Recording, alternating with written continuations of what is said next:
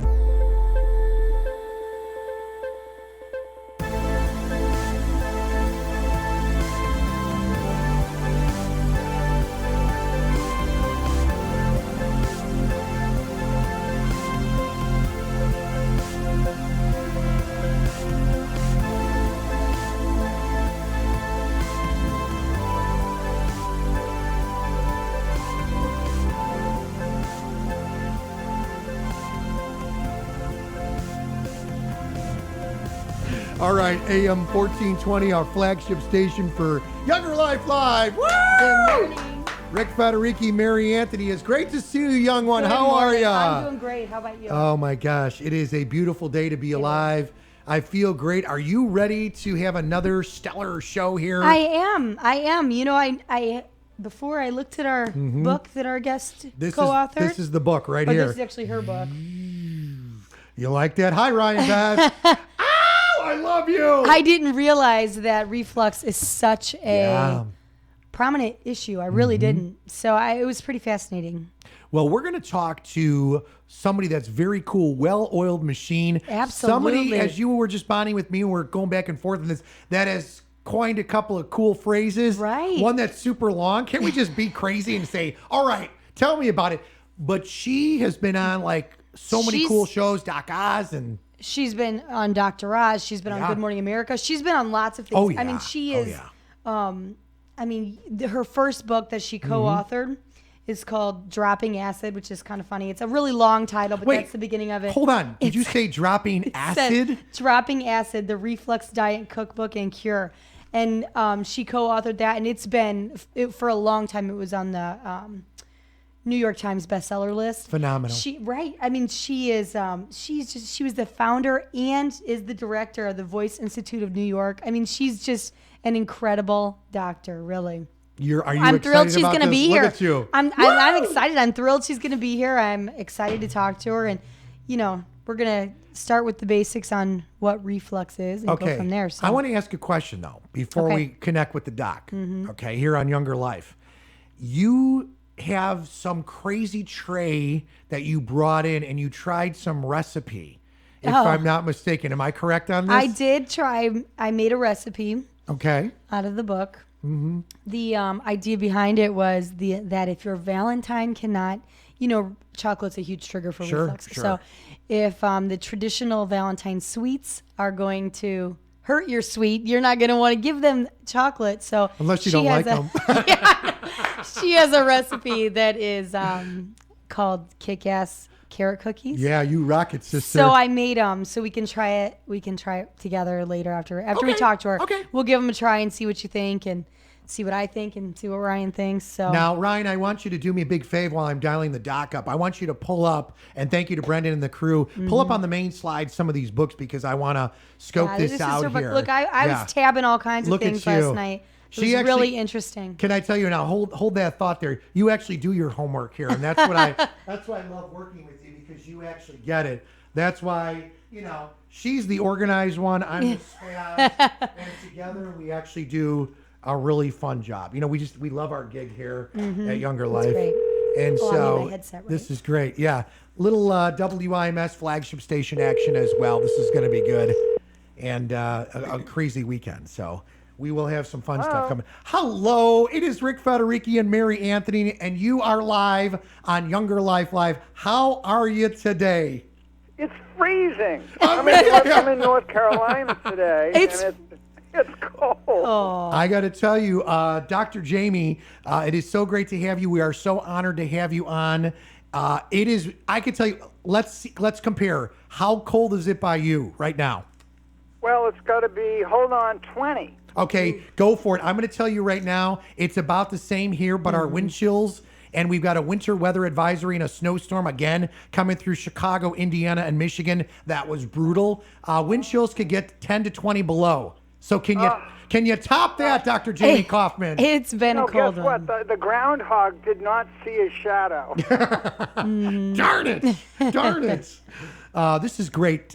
We have Dr. Kaufman here on the air, Younger Life. Let's chat a little bit because this is really exciting, Mary Anthony. Yes. Well, Dr. Kaufman, I was saying before we got you on the phone here, what an expert you are. And I mean, the reflux in general, but it's such a broad topic. I didn't realize until I've been reading your book.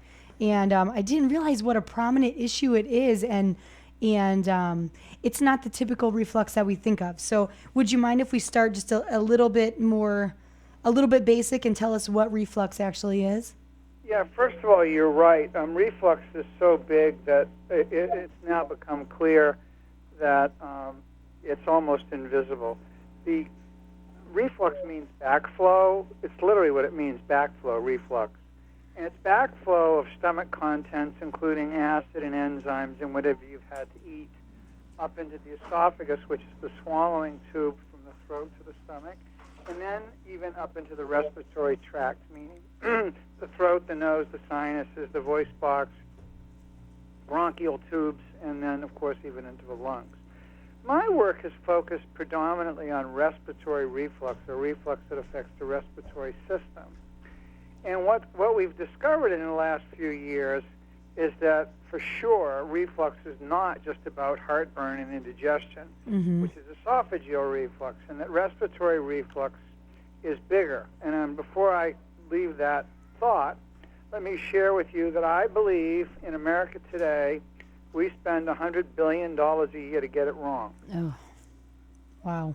That's a big number. That is a huge, it's hard to comprehend, truthfully.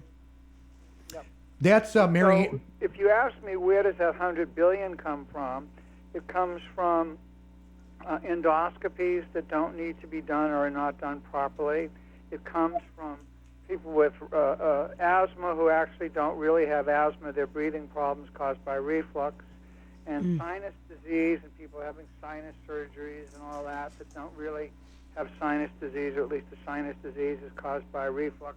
And finally, even things like allergy, postnasal drip, chronic throat clearing, hoarseness, and cough and breathing problems are the most common manifestations of respiratory reflux. So we're talking about a sort of a massive new discovery that has implications for almost half of Americans. Wow. It's a big deal, right? It is. It truthfully is. It's hard to comprehend. You know, reading through the book, I think, okay, when I pick up the book, I think, oh, my brother-in-law has acid reflux, So I think I know what it means until I'm reading this, and I think that it really does involve such an enormous amount of people. Do you find that it's more man-related or more related to women, or do you find that it's just generally like culturally because of the foods that we half the population, and it's 37% of the 20 to 30-year-olds. So wow. It knows no geographic boundaries, and it knows no age or gender boundaries. It knows no racial boundaries. Now, that said, I think it's fair to say that the obesity and diabetes and reflux and asthma and sleep apnea, and I could go on, epidemics, all basically have their roots in changes in both healthcare and the food industry that started probably in the 60s or 70s. So this is all new, all of this stuff, and it's all growing faster than fast can grow. It's going up like a skyrocket.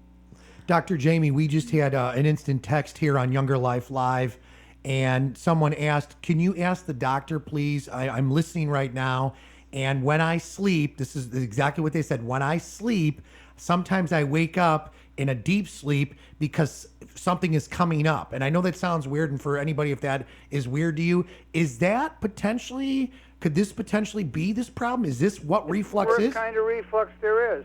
And they might wake up in the middle of the night coughing from a sound sleep or gasping for air like a fish out of water, or actually tasting what is clearly bitter stuff coming from the stomach. Oh. Reflux at night is the culprit for so many people with respiratory reflux.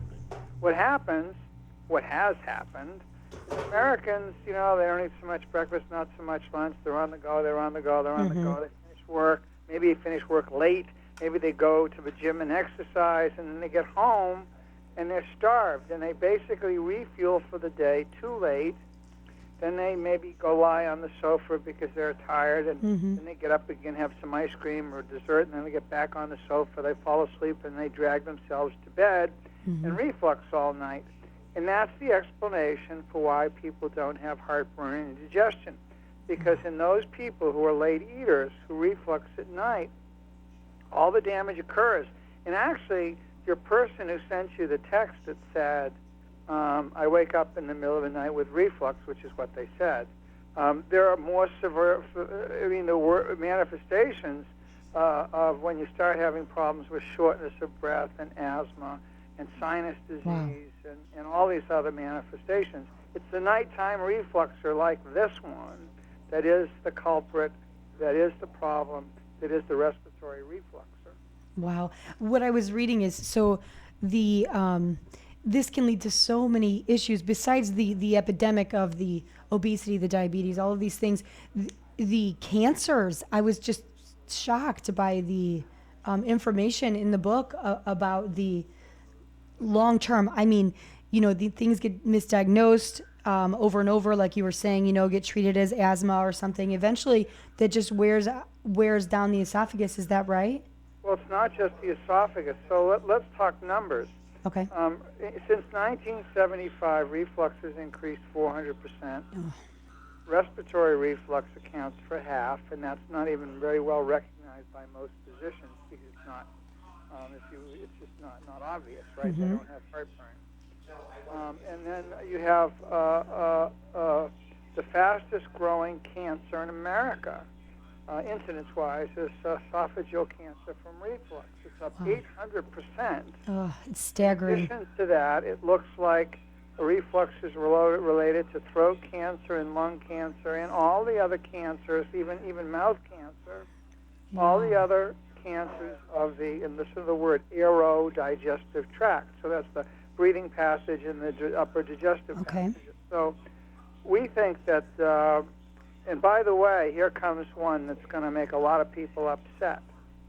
Long-term use of proton pump inhibitors, and the proton pump inhibitors are the Nexium, the Prilosec, and the Dexlant. And long-term use of these medicines is associated with an increased, not a decreased risk of developing esophagus. Really? Wow. Because that's what the typical person that actually sees a physician for reflux would be prescribed, right?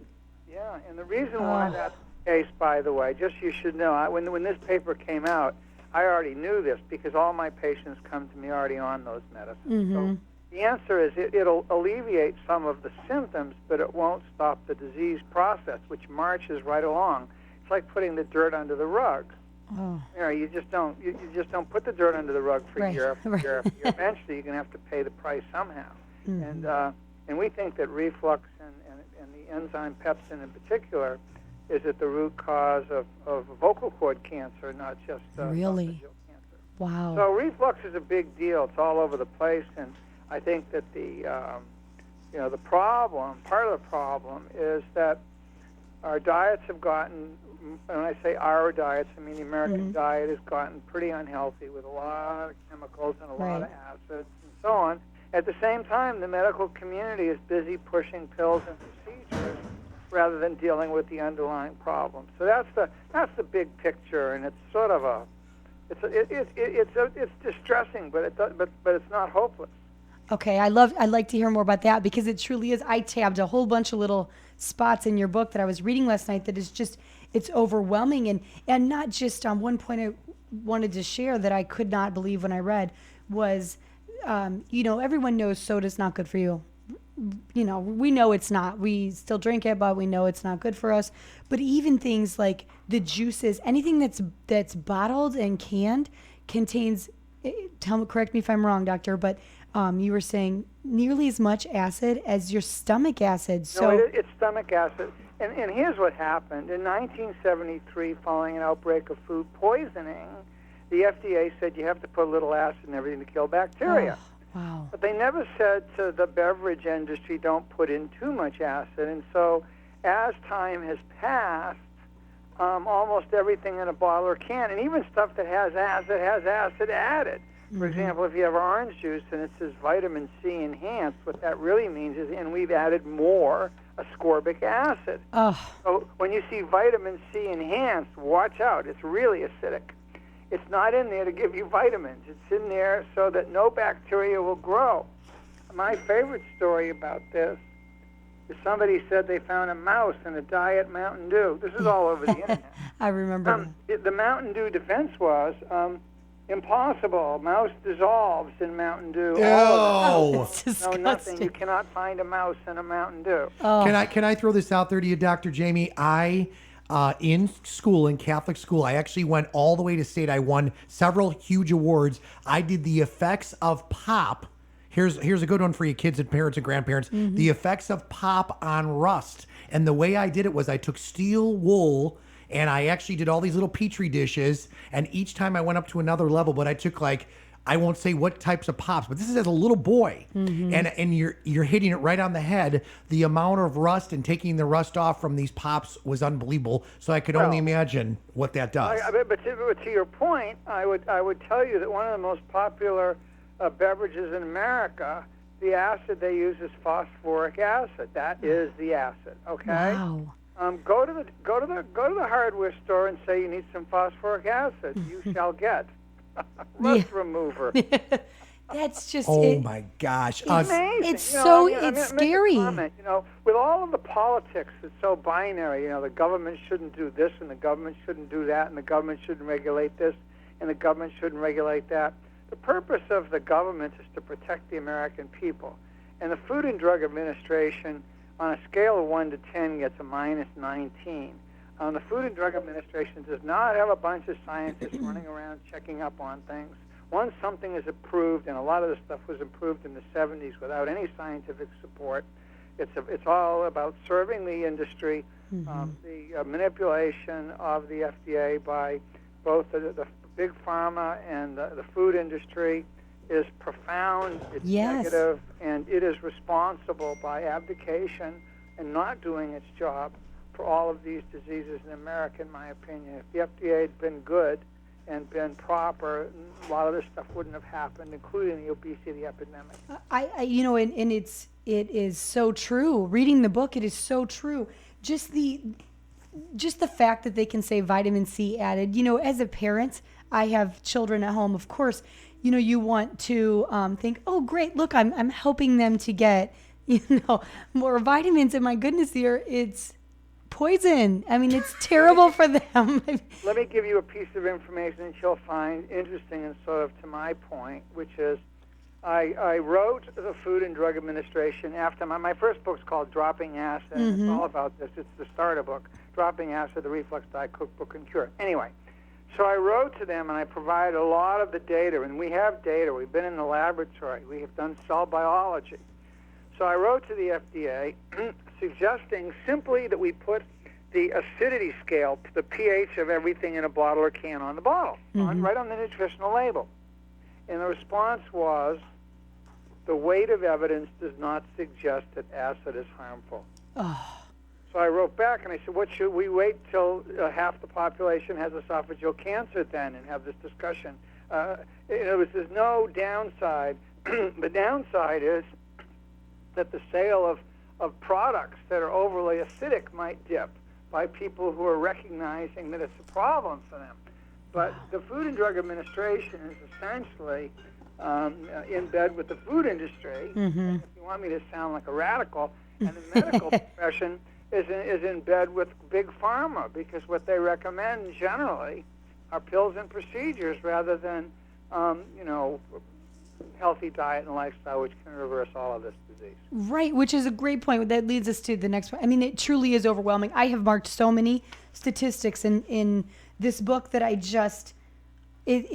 it's really crazy. I think everyone should read it. I think even if you don't suffer what you typically think is acid reflux, I think you would be surprised to find that that you may have, or even if you don't, that someone that close to you that doesn't think that they do probably does. You know, I know my husband has all kinds of sinus issues, and reading this, I think, wow, maybe it's a little more than what we typically just say is his allergies. You know, so, and Dr. Jamie here, I've gotten several text messages and emails. People are wanting to know. They're freaking out. Just exactly what you're saying, Mary.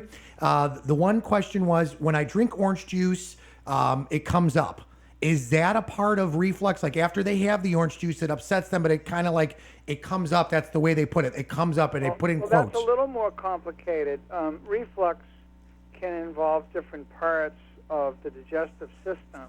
And if the stomach stops or the stomach backs up, then you do have reflux. Wow. But that particular problem in that particular person, the orange juice is a trigger food for that person's stomach to stop. We call it gastroparesis probably, but I don't know enough about it with this brief text message. But that's a person who should avoid orange juice. Now, whether it's the acidity or whether it's the orange, it may very well be a combination of both. But that is a trigger food for that person. Now, by the way, the hardest part about treating reflux is everybody's trigger foods are different. For example, at the beginning of the detox, we say no onion, garlic, tomato, pepper. I never had a problem with a red pepper. Couldn't eat a green pepper. Couldn't touch onions. Wow. No problem with tomato or garlic. And but I had problems with cucumbers, white wine, and chocolate for me. wow. And so the point is that, and I had a patient who said to me, "Oh wow, I can eat the green peppers but not the red peppers. Just the opposite."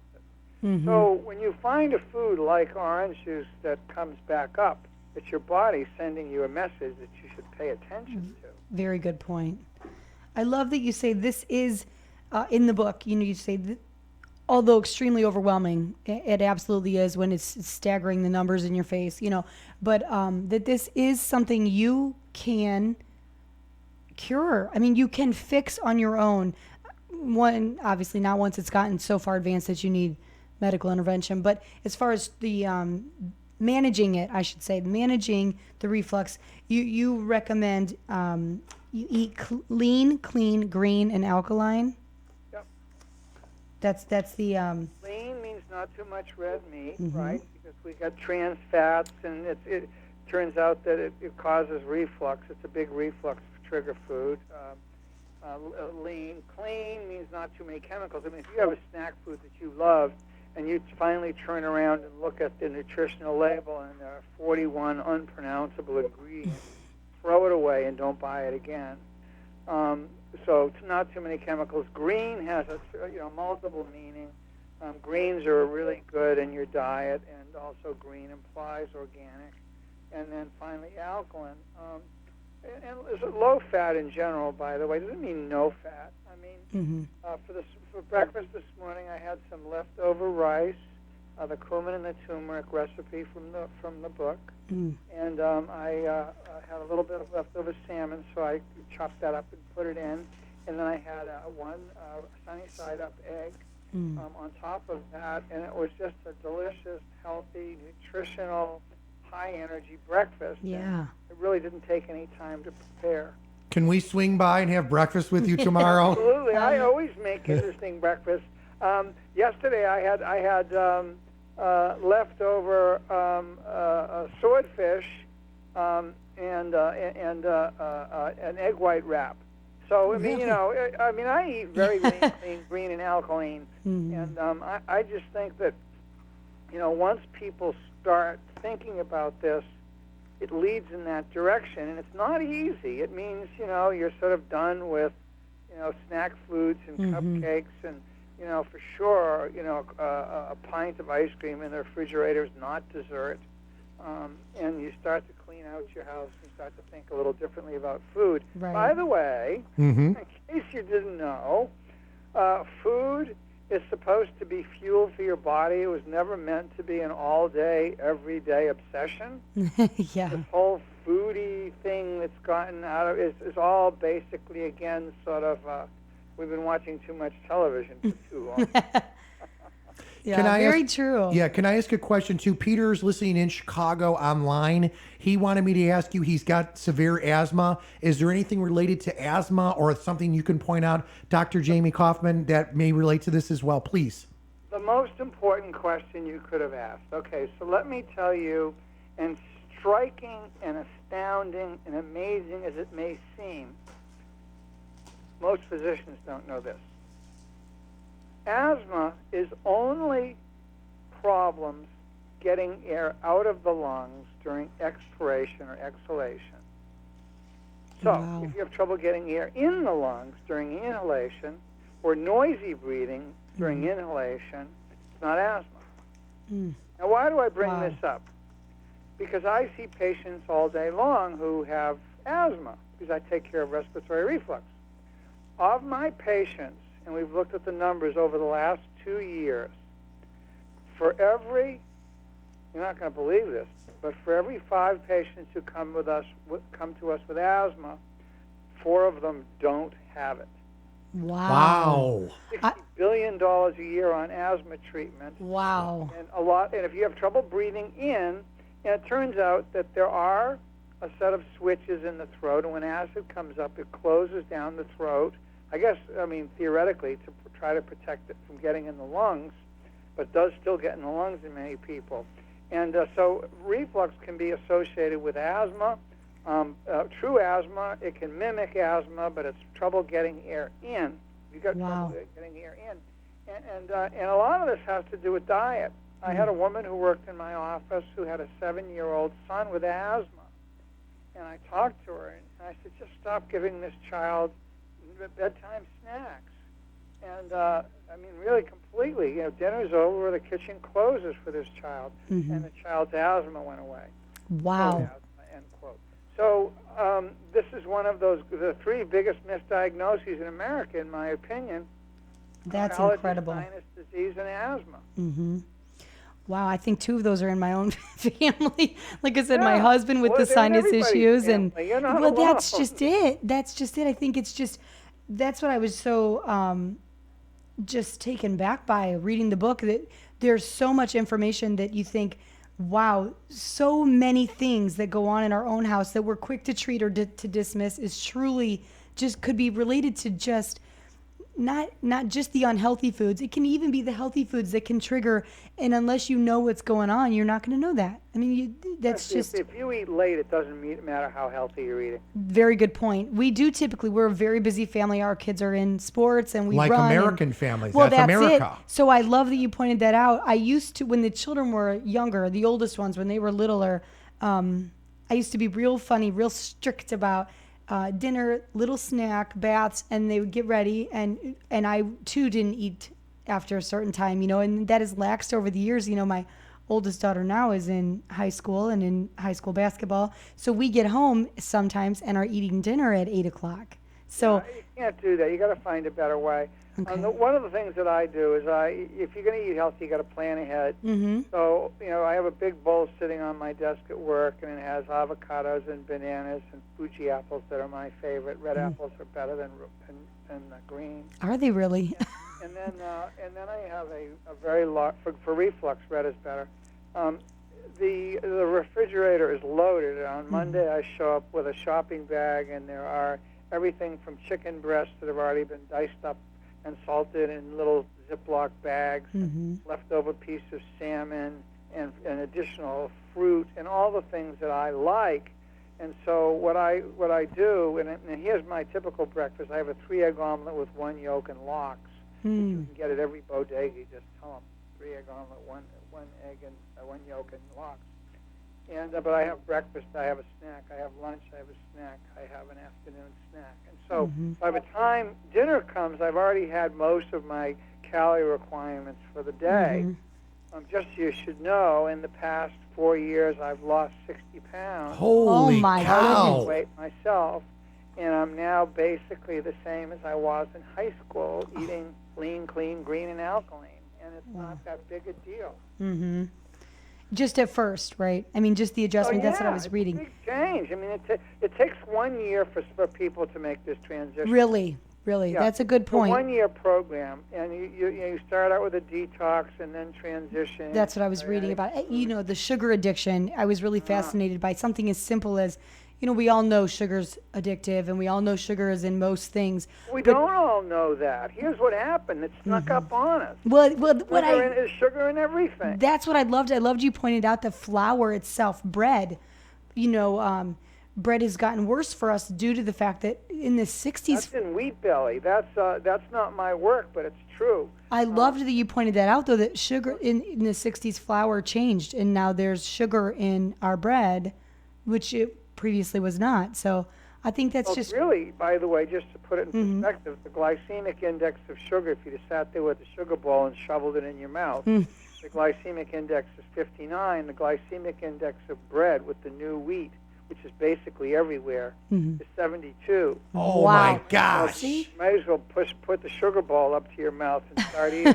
I just think you're so fascinating. I have to tell you, I watched of course, reading the book and watched a couple interviews you did with other patients on TV that are now online that I can find. And I mean, you're so fascinating. I love this. I love this. We're always trying to learn more. Yep. You know, we're always trying to learn new This is things. a revolution, and this revolution about food, it used to be just people on the fringe, okay? Mm-hmm. You know, you don't have to be vegan, you don't have to be gluten-free, you don't have to Right. do any of those things. But you do have to have a conversation with your family, particularly if you've got small children, particularly about small children, about what constitutes healthy eating. And this dialogue is taking place in half of America today. So there's sort of like the healthy half, semi at war with the not healthy half, and the two of them need to get together and have this conversation. But, you know, all things being equal, what it means is so much of the disease that we take for granted is treatable and reversible, and that is a big deal. Absolutely. That's fantastic. I want to throw this out there. Mary Anthony, Rick Federici, Dr. Jamie Kaufman. I'm looking at this book and I'm rolling through stuff. We got massive text messages and emails coming in. The most common reflux trigger foods, and I'm blown away because the reason I'm going to tell you this is I partake in pretty much every one of these. And as I'm listening to you, doctor, I'm going, holy cow, this is me. But I'm just going to throw this out there. The most common reflux trigger foods in this wonderful book, Dr. Kaufman's Acid Reflux Diet, with 111 all new recipes, including vegan and gluten-free. It's up on the screen right now. Chocolate, high-fat meats, deep fried food, although I try to stay away from that. But alcohol, give me a margarita or six. Nuts. I drink coffee every day. And, you know, and I'm thinking to myself, holy cow, I love onions. They're on the list. Tomatoes on the list. I have tomatoes all the time. Garlic. I have garlic because I have peppers and garlic all the time. And then I look down and there's strawberries, cracked pepper, bell peppers. And on the bell peppers, green worse than red. Guess what I have all the time? Green. I mean, this is crazy. You know, I don't think you should, Rick, you know that nobody has all of those as trigger foods. That's the hardest part about treating reflux. Everybody's different, and but each of those things, you know, if you look at the numbers, more than half of people have chocolate as a big trigger food. Yeah. And it has three things in it. It has fat, it has caffeine, and it has theobromine. All the three of those things make the lower valve at the stomach relax. And it was my number one. I stopped eating chocolate. I had chocolate. Really? But I mean, coffee is only a trigger food for about 20% of people. The way you know if you have coffee as a trigger food is it's a problem whether it has whether it's decaffeinated or regular. But those are the biggies. Fried food is way up there, and nuts are up there, but not all nuts are created equal. Okay. Cashews, for example, seem to cause more reflux than pistachio nuts or almonds. Really? I have patients for whom almonds are trigger food. And so it goes, you know. Right. That there is when you say this out loud, you should put duh before the sentence and duh after the sentence. The hardest part about treating reflux is everybody's different. Duh. Yeah. It actually, people don't know that. They think that here are the rules, you do this, and that's the end of that. Yeah. And it's not that simple. Is that why medication is prescribed so often? Well, doctors and patients don't want to do the work. Yeah. The pills don't really work either, but that's sort of the medical model: pills and procedures. I love that. I had a woman come to see me. Listen to this. She weighed 300 pounds. Okay, she had already had lap band surgery for obesity, and she beat that. And then she had reflux surgery. Believe it or not, there's a reflux surgery. Oh. And she was refluxing like a bandit, so she beat that. And beat, I'm saying beat and facetiously. And she wanted to know what she could do. And I said to her, if I were you, I'd go on a gluten-free, sugar-free, dairy-free, lean, clean, green, alkaline diet with nothing after 7 o'clock for 1 year, and you can turn your life around. Okay, that's a big... That's big. I was going to say that's how I'm That's looking tough. at Mary going, wow, like, okay, you're giving up a lot. Well, that's all you get left. I mean, if you go gluten-free and you want to get those gluten-free chocolate chip cookies, guess what's in them? Nothing but sugar. Yeah. So all the gluten-free stuff's loaded with sugar. Wow. So then you got to get rid of the sugar, and sugar addiction's a big deal. So then you got to say, okay, well, the fats are okay. No, what does it leave? Ice cream and cheese and all that. So if you really want someone to eat lean, clean, green, and alkaline, and they really want to mean it, and they want to make it a big deal, and they want to keep it simple, gluten-free, dairy-free, and sugar-free. And it's not easy. That's a big deal. Yes, that is. You know what? But if you're going to die, this woman's going to die. She has pseudo asthma. She's got asthma. She's got sinus disease. She's got esophageal disease. She's got diabetes. Her eating is taking her life. Wow. About the food, I have to tell you though, I'm flipping through all these recipes. There's a lot of really good recipes that I would certainly like to try. I mean, again, I love that you point out it doesn't have to be vegan. It doesn't have to be gluten-free. It really is just eating good. And there's a basil. Side dishes mostly anyway. I mean, the fish with the ginger and the cilantro is out of this world. Nice combination. There's a basil chicken that I would love to make for my family, I think. Yeah, I mean, once you have 5 or 10 dishes that you really go to, for example, my go-to dish, which is I'm having a dinner party tonight. I'm serving the roasted cauliflower and watercress miso chowder. So I already ordered the miso online. So what I do if I'm going to make that is I call my supermarket and I just say, do you have, I'm in North Carolina this week, do you have watercress? And I know one of the stores almost always have watercress. That watercress changes the flavor. And by the way, it has some pistachios in there. That's one of the places where the fat comes from. But the first time you make that, that's a hard dish. Roasted cauliflower and watercress miso chowder. But it's absolutely spectacular. All right, you bring up meals and meal plans, Dr. Jamie, and I am so stoked about it because for a guy like me, and I brought this up before, where you're trying to watch what you're eating, and my wife and my 2 adult daughters, we're always trying to do something together. So we're going to try some of these recipes first and foremost, but I love that you have the Dr. Jamie meal plan on page 66 and 67, but I could eat all this. Like, you've got your breakfast outline, you've got your snack outline, you've got your lunch, your snack, your dinner. I mean, I love avocados. I love bananas. I love, and what are you making? How are you making these pumpkin muffins? Sign me up today. Pumpkin muffins are out of this world. I have to tell the honest truth. I'm one of those actually real medically gluten-sensitive people. So as this came about, and I realized in talking with friends and patients that the number one most requested item was a gluten-free muffin. So these muffins are made with quinoa flakes and quinoa powder. They have bananas as the moistener and pumpkin puree. And they are indeed lean, clean, green, and alkaline.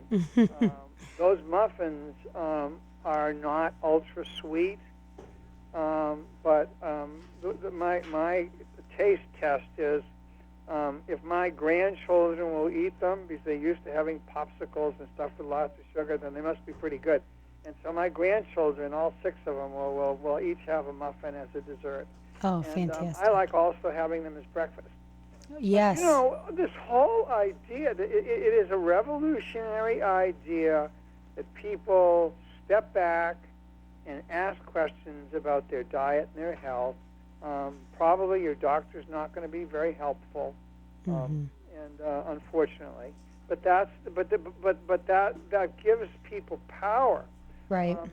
The last thing I would say about that is, when I give a lecture somewhere, it's usually like one of the young residents says, Dr. Kaufman, you live in New York with all these foodies. When you talk to them about, this kind of dietary change, don't they just tell you to take a hike?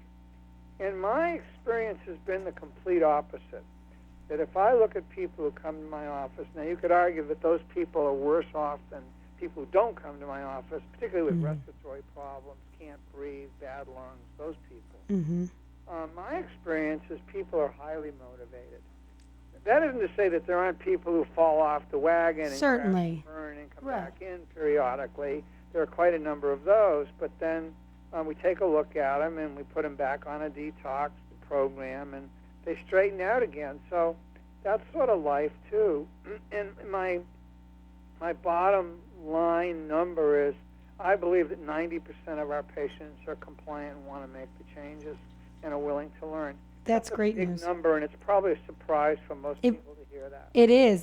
But that's great news, and that's promising, especially culturally. I feel like this is such an eye-opener, and I think people really need to step back, like you said, kind of take a look and get on board with the fact that a lot of our society's health issues can be corrected or at least helped. I mean, we don't want to pass these bad habits on to our children. I know I certainly don't. So I thank you for the book. I'm so glad you're here today. I definitely want to hear a little bit about your kick-ass carrot cookies. Yeah, say it. Kick-ass carrot cookies. Woo! We wanted to make a cookie that had a broad appeal, that was healthy. I have to look at the recipe, but my recollection is that the molasses, maple syrup, I think is the sweetener, and it's really a lovely, simple recipe. Even though I don't eat them because I don't eat flour, but I've made these for my grandchildren who also like these very much. So they're called kick-ass carrot cookies because they are quite popular. Good. I'm going to ask you something I actually made these, so we haven't tried them yet. I made these, but the only syrup that I actually had at home, the maple syrup, was the low calorie, pure sugar. No. It's like the half calorie. Will that affect it? What did you put in? The maple syrup that I have is the low sugar. Yeah, it's probably fine. Okay. Listen, sugar is still probably sugar. The only product that's new that we still don't know a lot about that may end up being a real sugar substitute is stevia, because it doesn't have any calories. Right. But if you're going to talk about sugar, honey and molasses and maple syrup are natural, and they're surely better than cane sugar, and they're surely better than high fructose corn syrup. Right. Well, I look forward to trying. This is a step towards reducing sugar consumption and making it cleaner, especially if you were.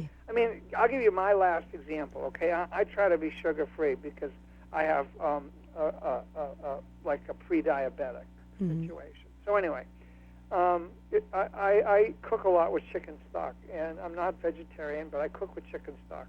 So why? Because I can find a chicken stock that doesn't have sugar in it or a lot of chemicals. Almost all the brands, you go look at all the big brands, and you'll see sugar as a main ingredient. Why would you be adding sugar to chicken stock? Right. I guess it makes it sweeter and taste better. But the point that I'm making is that when I began this journey, I read labels and found the good products. Yes.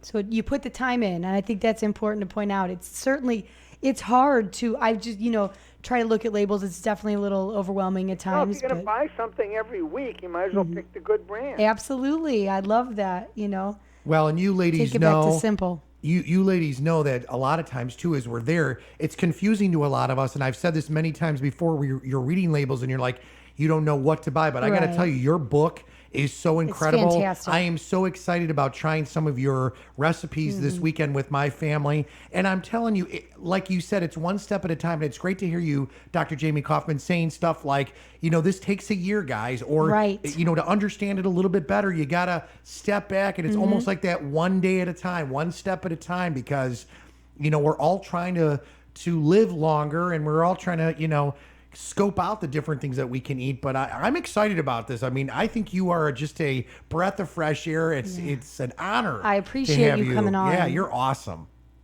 Well, listen, enjoy the book and enjoy the ideas, and we'll do this again. Please. I think the listeners, the message to listeners is, if you wanted me to give you a zinger, is in my lifetime, the food industry's made us sick, and the healthcare industry's made us poor. And the real truth of the matter is that people, I'm not wanting to call people consumers, but both consumers of food and consumers of healthcare, people are going to have to educate themselves, because the systems in play right now are not going to make you healthy. Thank Very you good so point. much, Thank Dr. you Jamie. very much for joining us today. Really awesome. Thank you. Have a wonderful, wonderful day. And we hope to have you on again soon whenever you'd like. And thanks so much for joining us here on Younger Life Live. Thank you. Rick Federici, Mary Anthony, what an awesome lady. Oh, I told you. Oh my that's so gosh, I cool. love her. So cool. So She just, cool. So informative. And, I'm just blown away by it. Right. I think, watching her on a couple different Mm-hmm. things and reading, honestly, like I said, it was very, Eye-opening. it was staggering to read the points she makes about sugar. There's a point in here about how our diet, I'm talking American Sure. culture, as our diet kind of travels around the world, and other cultures kind of adopt the same thing. There's a direct link between that and soda consumption and the acid reflux illnesses that are, we're talking, it encompasses an enormous amount of medical problems, not just the heartburn, symptoms and stuff. So you're talking that there's a direct link. The arc is the same between the soda consumption, this diet, the American diet, as it kind of spreads around, the problems follow it, and it's so obvious. And I think, wow, it's shocking. I mean, it's shocking in a very interesting way, because I love that she points out we can fix it. Yes. We can fix it before it's too late. Unfortunately, a lot of these problems go misdiagnosed or undiagnosed for so many years until they lead to cancers or things that can no longer really be fixed. You can maybe manage, but no longer be fixed. So I think it's so important. And it's more fuel for me to say to my kids, my own family, my own little world, that this is why we need to eliminate these things. Not just because I want to say you need to be healthy. The kids know that. As a parent, it's our job to try to, pull those reasons out and try to make them healthier. But it's their job to tune it out, because they kind of do that. It's yeah, you're just over paranoid. But it's nice to say, no, this is real. These real things. This is why we don't have pop on a regular basis. Why pop for us is a treat. But now I want to say not at all. Ever. Now it's just scary to hear the acid in these drinks. Even some of the juices, like in the book, it talks about all these different canned and bottled beverages. You'd think you're having your child drink, I'm not pinpointing anybody, but apple juice, say, for example, out of a bottle. You think that that's going to be better for them, but the acid in that is just as high as stomach acid. We know stomach acid. Think of what your stomach acid does. It breaks everything down. It literally ruins it. I mean, it crumbles it, disintegrates it. Exactly. So totally agree. So to know that is in that drink, she has a little joke in there that we always hear, you are what you eat. But she said, you really need to be careful that what you eat is eating you. And that's so true. And I thought a little funny. I chuckled and thought, You know what? That's so true, though. It's like a little monster, right? You don't think about it in those terms it was very interesting. I loved that she was able to join us, and I know It was awesome. I would love to have her on for like a have her come in the studio, bond with her, and maybe next time we can get her up on Skype. During our actual segment, we were showing the book, and by the way, Dr. Kaufman's acid reflux diet. Obviously we could pull that back up there, but this is a great book. It is. And I always say this too. Sometimes it's hard. Again, like this book to me is probably so far. I'm just being honest. Is the best cookbook I have ever seen with stuff. There's 111 recipes. Like for example, there's as a she's broad talking, range. this gluten-free caramel apple muffins. She's got rice porridge with chicken. She's got all these soups. She's got. I'm just blown away. I love the broad range because it's yeah. not. There is Yeah. gluten free for those that are gluten sensitive. There are vegan recipes in there for those that Yes. are vegan. But then there's recipes for those of us that just want healthier options that may not be going that far yet. You know what I mean? So that's why I really liked it. There's a lot of good things in there. I'm excited to. You want to try a cookie? Yeah, let's do that. I've got 'em right here. Let And me I got to grab thank you those. all for joining us today. I want to throw this out there while you're going to grab that. Dr. Jamie's typical week, like for breakfast. And I'm just going to read through this. This is totally cool. Salmon and rice leftovers for breakfast, or a lox one. She's even got a smoothie on one of her days. And I thought to myself, my gosh, is this incredible? The snack that she's got during the middle of the day, I'm like, I'm rocking this because this is what I have. A lot of us, even here at the station. I know that Ryan's eating fruit all the time. I am. Banana, pumpkin muffin, avocado, royal eggs. I'll do that all day. Even for lunch, chicken and veggies. Sign me up. I'm not a sushi kid. My daughter Carly loves sushi. I don't like it. But shrimp and salad, turkey burger, as long as the turkey's seasoned right.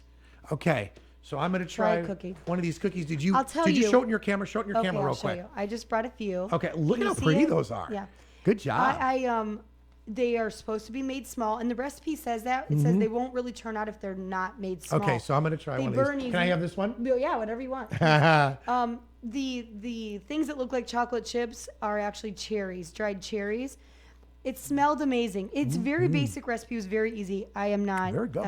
chef or a baker by any means, but love it was a very basic recipe. Wow. It has carrots, shredded carrots on What's, it. what's on top? What's that? It's actually oats, so it's very basic. I mean, you're talking. There's rolled oats. There's flour. Let me take a bite. Wow. Are we going to give Ryan one? Ryan, get in here. Keep us on the 2 camera. Okay, get over here. They're very good. Oh my gosh. They're actually better than it. I was thinking really good. there's nothing really sweet in it except maple syrup and dried cherries. Well, I'll tell you when I mixed the it tells you what to put in, whatever. So when I mixed it's also grapeseed oil. Yeah, and no, it's which I really had to good. buy because I don't keep. That's nothing I would normally have in the pantry. But other than that, there was nothing weird. I'm really hungry and it tastes good. What do you think? These are real. I mean, they're nice. They're soft. They're That's They're a nice. little. They're moist, Yeah, which can I is have one nice. more? Yes, please. Do you mind? They're good for you. Hey, Look, look, These are good breakfast. like I would take these Yeah, I would. like out, like on a little picnic. They're low calorie too, just for those of us that actually try to keep What's the drinking. fruit in there that I'm eating? Dried cherries. Wow. Dried cherries. It's a very basic recipe, and it was actually pretty quick. But when I was really mixing like it, this. thinking there's nothing sweet other than the maple syrup, and I mean, it really isn't. You did a nice job on They smell this. so good. Yeah. They smelled good. I need to make that recipe. Like that's just like for me cherries. I mean, I come from like Door County. Have another one. Cherries are You, huge please, there. you can Oh my put gosh. any kind of dried fruit in there you want. Hey, but can we it says can we do shared. this every Friday? Like, were I you know. bringing the foodie Well, I Friday? think we need that. Would be fine I with like me. it. The Friday food fight. She I does. like that, She yeah. does. Speaking of foodie, that it reminded me of something that Dr. Kaufman had said. That we should be eating the bulk of our calories before 5 p.m. Okay, so we've got about 50 seconds left of our radio TV soiree here called Younger Life Live. Thank you to Dr. Jamie Kaufman. You're talking Absolutely. award-winning, phenomenal show. If you want to scope this out, youtube.com on the flow there. And if you are having podcasting. issues, I do Oh my know gosh. IU Health, Dr. Tatel, I know is cool. a fabulous, Love Dr. Tatel. right? Fabulous. I believe he's a gastro. Intestinal thing. It's terrible. I'm sorry. I don't know We'll his have- title. I we'll know have the he's info. fabulous. Yeah. So, he's someone that you can talk to if you're having these issues, or even if you suspect that you could have of some form of reflux, please get it checked out. Don't Wrap wait. it up. Thank you so wait. much. Thank Woo, you. woo, woo. Thank you. Mary Anthony, I'm Rick Federici. That is another great wrap of Younger Life Live. Brian Beth, our executive producer. Check it out online. We'll see you again. Enjoy the weekend. Happy Valentine's Day, Happy right? Valentine's Day. That's All right. Yep. See ya. AM 1420 WI.